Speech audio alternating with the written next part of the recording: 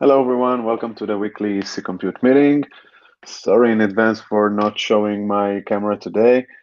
Um, so please feel free to um add stuff to the agenda if you want to.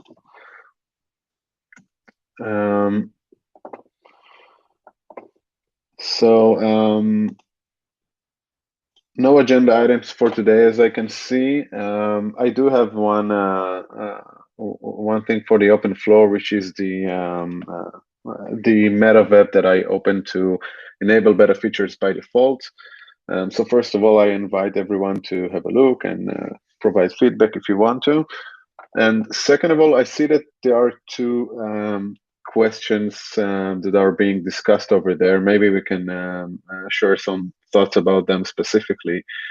One of them is that Dan suggested that we don't need a knob to enable a feature by default, like on a per feature basis, but instead to define that every beta feature is just on by default and there are no exceptions. One side effect of this is that all currently beta features will be enabled, which is, if I remember correctly, there are currently 13 beta features. The reason that I didn't do this initially is that it's like a sudden move to move everything at once to being on by default, but maybe this is fine by people. So I wanted to hear our thoughts about this one. And another question is, how do we advertise which features are on by default for vendors to being able to disable them if they want to? So the initial suggestion was that on each release we will advertise JSON or something like that that will say which features we enable by default, so that vendors can disable them. But there were other suggestions, like, for example, making an importable package that's basically a Go package that can be used to understand that. So yeah, if you want, we can discuss this right now if people have any thoughts on those issues.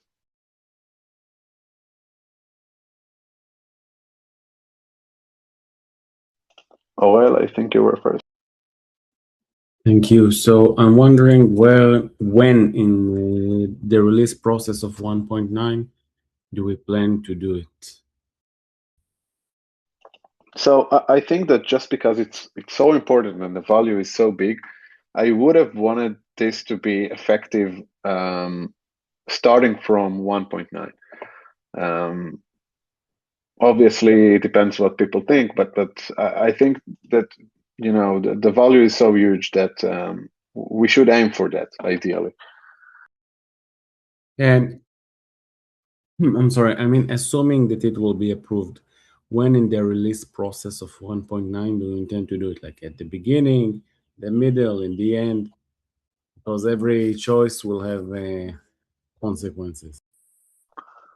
So my thought was that basically every feature that is graduated to beta within the 1.9 timeframe would have to be on by default. That was my thought. But yeah, that's just me.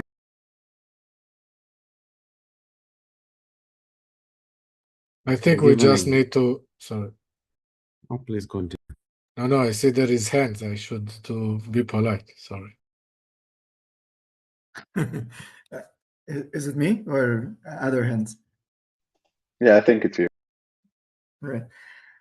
I think that Dan's suggestions actually make sense. I would, I mean, the core idea is that we'll just enable all features by default, like all beta features by default, and that's exactly what this is achieving.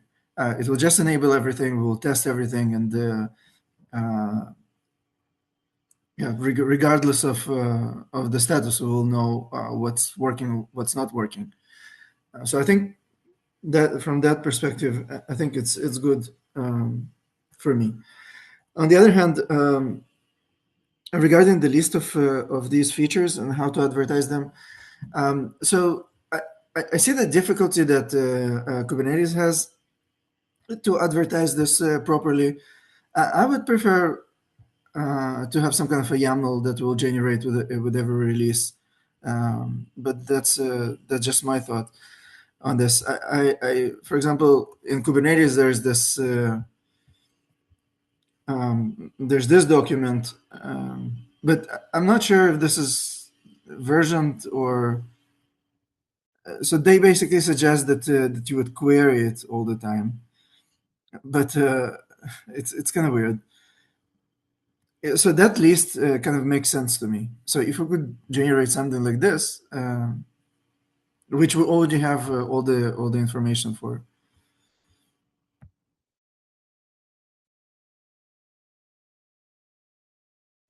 Eddie, I think you're next. Sorry. So yeah,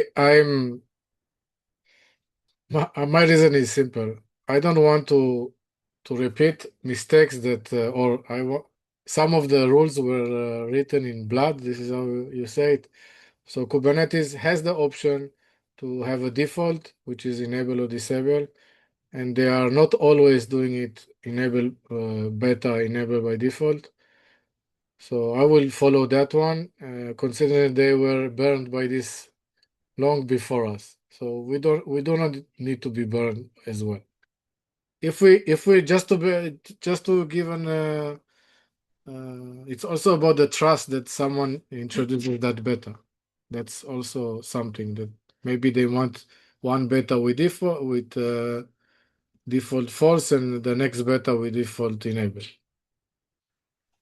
So just a quick comment on that. I think that previously it was much easier to graduate to beta on Kubernetes, and I think that they have realized that this was a big mistake. And what they decided is that the bar for beta graduation is now much higher. So I mean it's interesting to see if recent beta features are not on by default on Kubernetes side. But yeah. Yeah, but we don't. I don't. We are talking also about now Cover. So Cover doesn't have this very hard to get to beta as well. So when you will feel that we will never 99% of the cases from beta you move to GA always, then let's take that decision then to do this default always. For now, I don't see the confidence. I don't have the confidence this is happening. Many times we are going to beta because we want to finish the features and the users want it very much. So we get a bit rushed to it. So the risk is I don't understand why we need to take the risk. I mean, let it be the ownership of the one that writes the feature. If he wants to graduate to beta as default, enable, fine. But it's on him. He decided that. So just a quick note that I have another PR for migrating the feature lifecycle policy. In there, I do suggest that the bar to beta graduation should be high, but this is not. Yeah, this needs to be discussed as well. Lee, I think you're next. Yeah, just a quick note on this suggestion of having either a package or a YAML file that, downstream deployers or whomever reads to understand the current state of the feature gates. Like documentation wise, I totally get that, but I think like in the HCO case, asking HCO to kind of programmatically kind of like parse that data and then enable or disable things depending on it, we don't need to make them jump through so many hoops. I've suggested an alternative of just disabling the functionality, the actual auto enablement of beta feature gates. That is a singular thing that HCO could then interact with, and it would know at that point that there's no surprises. There's nothing being auto enabled behind the scenes, and so it could just continue with the approach that it currently has of explicitly listing out feature gates that it wants to be enabled in that environment. That the thread, there's a back and forth there, and one other thing that we did realize with the kind of auto enablement of these feature gates behind the scenes, there's no in cluster way of seeing the true list of feature gates that are then enabled. So we might want to go back in the enhancement and add in, I hate to say it, a status field, potentially to list these out at runtime, to make it clear to the cluster admin exactly what is enabled within their environment.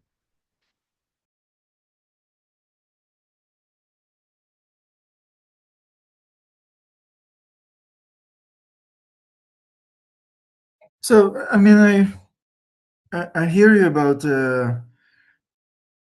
um, no, not enabling or just continuing with what we had before. But I think that's the whole change. I think that's what we wanted to achieve with this. That we will just test everything properly. I mean, everything is on by default, and people. Sorry, not on by default. Like when you reach beta, it's just getting enabled, and we see what is the effect on the rest of the features. We see what's the effect of the class on the cluster. uh, Maybe not in that. I mean, we should provide some kind of a tool for downstream to disable this, but um, OpenShift doesn't provide that. OpenShift just continues with enormous amount of features that are getting in beta in Kubernetes, and they just enable all of this. So then this way, downstream doesn't need to follow and understand, doesn't need to track basically every single feature that's getting to beta in Kubernetes. I think that would be very difficult for them to do. So, I mean, I don't want to force HCO to do anything special, but on the other hand, I do think that some of these things needs to get enabled, so we will see the feedback. Yeah, no, I definitely want to move to that kind of future as well. I just don't think HCO is going to do it overnight. If we introduce this, um, I, we do need to push HCO more towards just kind of being not relying on, but just taking the set of feature gates that we have enabled and not messing around with it, definitely. But yeah, my suggestion here is just to keep the status quo for now, and then in future releases, kind of whittle that down and get to a point where this functionality wouldn't be needed, and we would auto enable things, and HCO wouldn't need to be concerned with enabling or disabling anything else. I want just to say that I feel that, I mean, for downstream projects that have like dedicate more they are more strict, right? Like OpenShift compared to Kubernetes, they they have an obligation towards their customers or their users, which is very, very strong. So if something is in beta is enabled by default, if it reaches the users, right? And let's say that the feature is not even user facing in terms of API, but it only affects behavior, then if the feature will be dropped from the upstream, like the beta will fail because it will find a problem. Maybe it will cause a huge problem to these users. Like you have, do you understand what I mean? Like, say you drop a behavior and they dependent on that behavior. So I don't understand how this can go so smoothly. Eddie, but then how does it work with Kubernetes? I mean, for example, I don't know. Kubernetes would introduce a scheduling gate, and then and that's in beta. It got enabled. You can now use it as a beta feature. So you start using it, and then they decide, okay, we will drop it. It didn't do the right thing, but then it was still beta. I mean, what obligation does OpenShift have towards the users? I think we The, have the same obligation. I think their obligation would be that if they stopped using it and it changes the behavior of other features in the system, the behavior of how the system works, then they have a problem and they will have to mitigate that problem.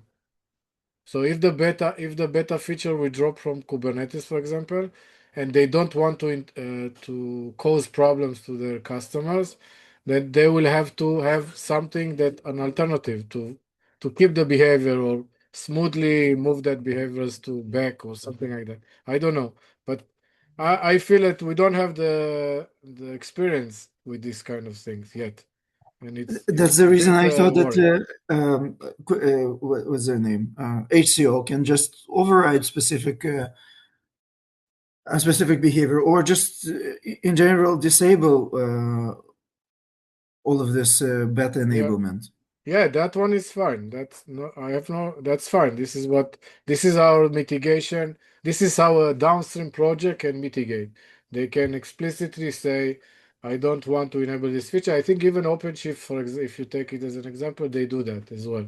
They even if a default beta is enabled, they may decide it's too risky. I Yes, disable it. So they can take that decision. Yes. So I will say something even maybe softer. If it is something that someone can decide, like a downstream project can decide to control and is able to do that control in a control manner, then it's fine. They can decide that they will leave it as is and they will not touch it. That's fine as well, but they need to have a decision and it needs to be controlled, not to be like, I'm surprised that this is even enabled here. That part is I guess is risky. That's it. I mean, I feel that eventually we all agree that the downstream should have full control of what it chooses to do. The only thing is like what's the default or what's most convenient to be the default. I'm starting to think that maybe the right thing to do is just to accept both Dan's and Lee's suggestions. So, what if we have all beta features on by default? And HCO will just use the disable beta features on by default. And then it will explicit, sorry, sirens, I have to go.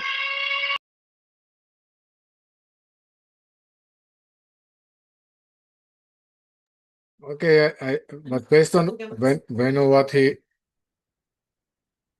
based on what Itamar is saying now, then you want to drop the API. I don't get it. This is what no, was not to drop the suggested. API. So I think what he says is that we will have a way to to disable this behavior. So HCO will be able to disable that behavior or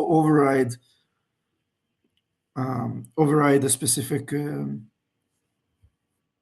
what it's called, specific feature gate. yeah, so you want so no, but now the API is in a way that you can enable by default something, right? Mhm.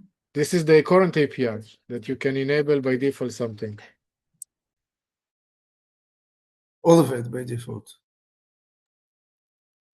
Yeah, so it's like, but then you don't need the API. So this is what I'm saying. I don't get it.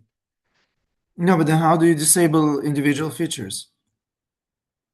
Yeah, why would you disable individual features? You say either disable everything or you still want to disable individual. Yes, because I mean, is that what you're? I mean, if I understood you correctly, that's what you suggested. That if there's something, either you disable all of it, or you enable it, but you have specific concerns about the specific Okay. feature, then you just can override it. Isn't it? Or Yeah, then I feel what I will ask you is to take the scenario when you add a new feature, which you move it to beta because it's already it can be there, and that feature what it does is changes something in the behavior of the system. Okay, for example, it adds automatic overhead or something. I don't know. It changes the behavior. Okay, and then if you cannot you will enable it by default, then it means you are taking the risk that you will not be able to. If you disable it afterwards, then you will be in a problem. You'll have a big problem with the existing, for example, VMs. So you think that we will never have this thing. No, we because will this have is that. my It's like, interpretation. yeah, I mean, the obvious one is PCI topology. So this is what I'm saying. If this can happen, then I will prefer it to be disabled, and then the ones that the users that want to try it out and work with it, they will enable it, and I don't want to risk all the others that will use it. So then it means that downstreams will always be opt-in. Not only downstream, even the upstream project. Someone that uses this upstream project will have to explicitly say, "I'm going to take the risk of trying this out, and Yeah, but I will but work then, with it." That's it. It's their but isn't this their risk. but isn't this then kind of canceled out all of this effort? No, because I think let's be practical. Let's say we have 100 users of this project, and one of them or two of them need something special, and a feature for them was created. Why do I need to risk all the 99 or 98 users when only they want it? So I want them to try it out first, and when they will feel it comfortable with it, then I can default it to enabled. This is what I want to try. I don't want to risk all the Then 99. it means, sorry, I'll let Alex speak, but I mean, my point was that this is exactly the transition from alpha to beta. Ale, sorry. Yeah, so I have a simple question on this disable auto enabled feature gate that is proposed here. That is uh, a single gate for turning off everything, right? Is that something that will be needed just until everyone gets used to this fact that beta features will be enabled, or do we anticipate that is going to be needed for a longer term?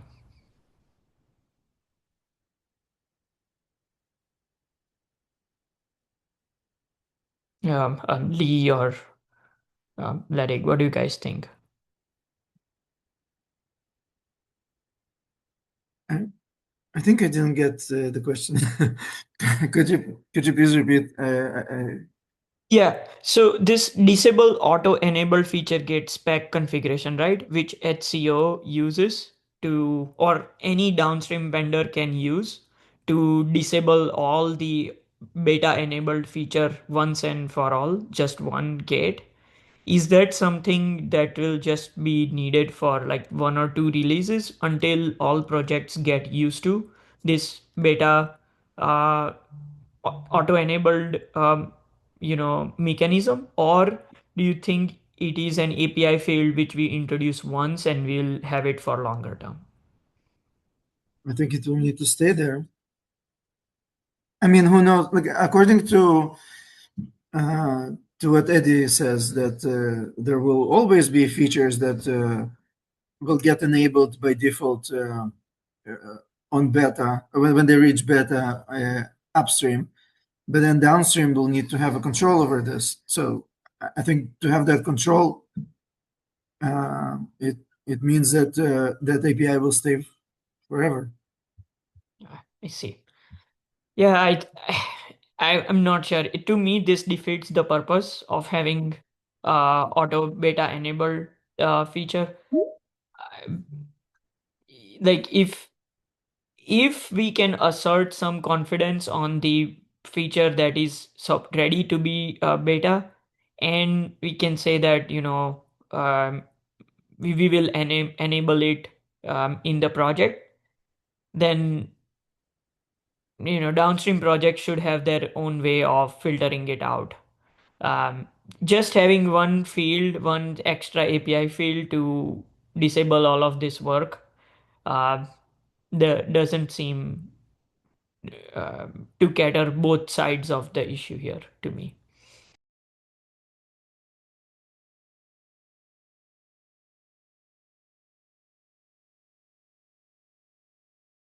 Yeah, I mean, from my point of view, what Eddie is saying, casts a shadow on all of this feature. No, I think So one person has a feature request, right? And if they have validated it in alpha and they have explicitly sought after the review process and the reviewers and maintainers have accepted that this is ready to go to beta, then we should, as maintainers, we should trust that this feature will work. And if it doesn't work in beta, then whatever is the consequence of it, it's not just on that particular contributor, it's on all of the community, right? Well, I understand what you're saying, but I think one thing is not clear to me at least is that when you are in alpha, then you are experimented with it. So you as someone that wants to experiment, you can experiment in your lab. When it's in beta, you can put it in production, right? You have the option to go to production because it was confirmed in the lab that it is working, or in the staging, whatever. When you put it in beta, then you can go to the production and play with it. And still, I'm still asking this question. One or two users or customers production is not relevant to the other 98.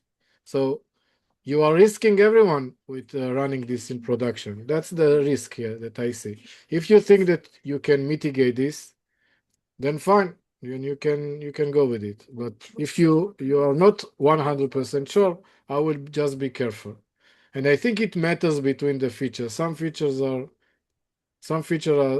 lighter and less prone to problems, and some of them are very, very big and a bit more riskier. That's it. This is Yeah, I'm not yeah, that's it.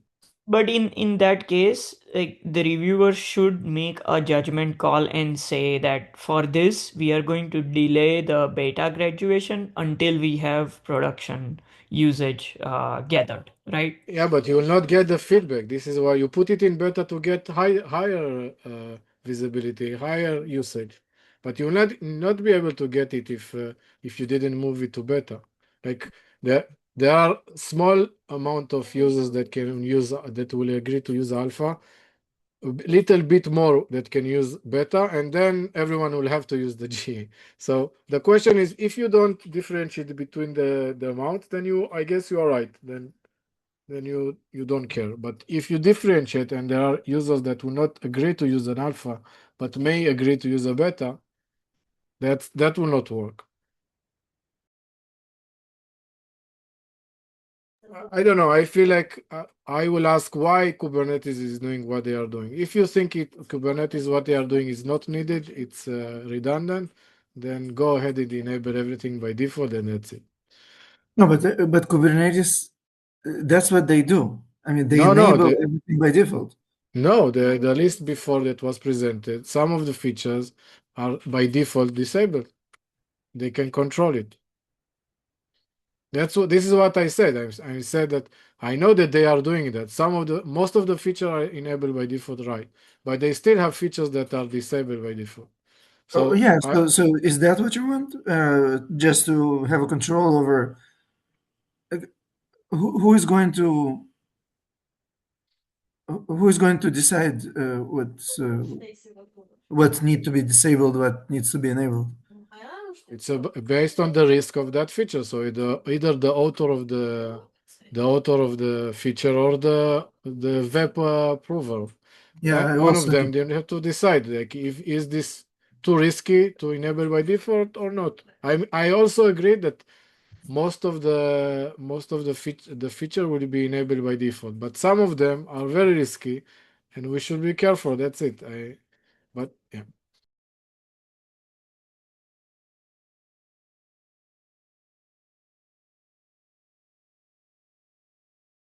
Okay. Yeah, I it needs more discussion. Right. I need to drop. Thank you very much for joining. Sorry that Damar is still there. All right. See you guys in other meetings. Thank you. Bye. Thank you.